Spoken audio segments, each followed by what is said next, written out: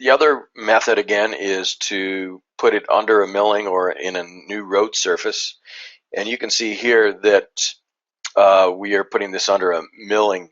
And in each corner of the loop, there is a little metal bracket, and that little metal bracket is just tacked down either with a nail or a nail gun, and it's put in place. And this is actually a 6x6 square loop that you see here, detection for system detector. But it can be used the same way as a bike detector or any other type of detection.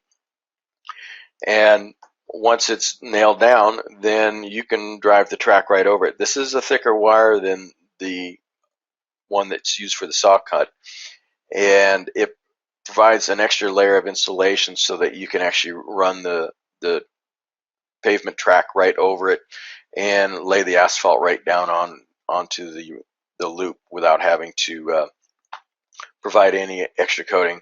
You can see these people here added a little asphalt down just to keep it from moving around once the track went over it, but it's really not that necessary. You can do that just on the corners, and that would be enough, or just on the sides. So once you've installed it, you can drive the track over it, and when you're finished, you get a pretty roadway with no saw cuts.